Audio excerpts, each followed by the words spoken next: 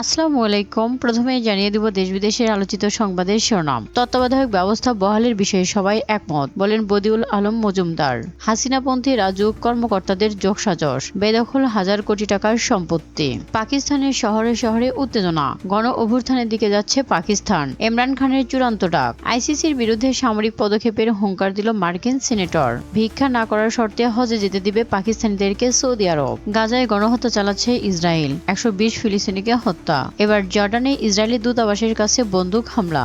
U turn নিলেন Justin Trudeau, দাঁড়ালেন নেতানিয়াহুর বিপক্ষে। গাজা অভিযানে ইসরায়েলকে অস্ত্র দিয়ে সহযোগিতা করায় দেশের তালিকায় কানাডার নাম রয়েছে। ট্রুডোর দেয়া সেই অস্ত্রে মারা যাচ্ছে নিরস্ত্র গাজাবাসী। এবার আন্তর্জাতিক চাপের মুখে ইসরায়েলে অস্ত্র রপ্তানি স্থগিত করল কানাডা। নেতানিয়াহুর বিরুদ্ধে গ্রেফতারি পরোয়ানা হচ্ছে আইসিসির সাহসী পদক্ষেপ, বলল এরদোগান। হত্যা মামলায় গ্রেফতার ডিসি মশিউল ও এডিসি জুয়েল বরখাস্ত। লন্ডন ও দিল্লির নতুন প্রেস মিনিস্টার হলেন আকবর ও